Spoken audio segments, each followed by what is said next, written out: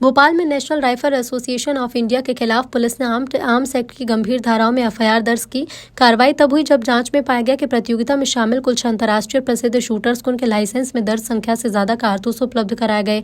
Bhopal police की team ने shooters के हथियार और दस्तावेज का सत्यापन किया। जांच में सामने आया कि असलम परवेज और सुलेम अली खान ने प्रतियोगिता में जितने कारतूस इस्तेमाल किए उनकी संख्या उनके लाइसेंस में दर्ज मात्रा से ज्यादा थी। पूछताछ में दोनों शूटर ने कहा कि अतिरिक्त कारतूस उन्हें NRAI द्वारा रेंज पर दिए गए। आर्म्स एक्ट के मुताबिक किसी भी शूटर को कारतूस देने पर पूरी जानकारी लाइसेंस में दर्ज करना जरूरी है। रिपोर्ट में स्पष्ट किया गया कि NRAI ने कई मामलों में प्रक्रिया पूरी नहीं की, जिससे सुरक्षा और कानून दोनों के दृष्टिकोण से गंभीर चूक हुई। आर्म्स एक्ट के मुताबिक कारतूस खरीदने के मामले में नेशनल राइफल एसोसिएशन की भूमिका महज एक डीलर की तरह होती है।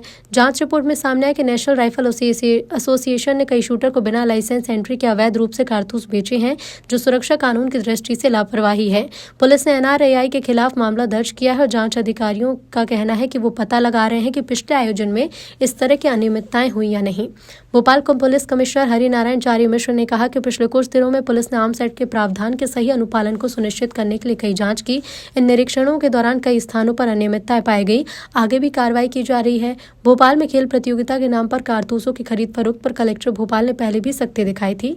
19 सितंबर को कलेक्टर कौशलेंद्र विक्रम सिंह ने शूटर्स के लाइसेंस रद्द करने की कार्रवाई की थी। जिन 28 लाइसेंस को रद्द किया गया उसमें असलम परवेज और सुलेम अली खान का नाम शामिल है। आर्म्स और एम्युनिशन से जुड़े मामले राष्ट्रीय सुरक्षा से जुड़े होते हैं, संवेदनशील मामले होते हैं।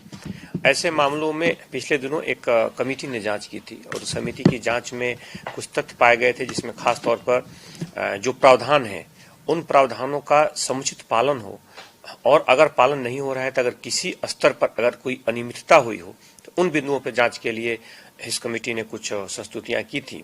उसमें पाया गया कि कुछ जगहों पर जिन नियमों का सही ढंग से पालन होना है, खासतौर पर उनके नियंत्रण, उनके रखरखाव, विभिन्न तरह के जो अनुमतियां आती हैं उसकी जो रखरखाव, और फिर कई जगह जानकारियां भी छुपाने जैसे उसमें तथ्य आए थे।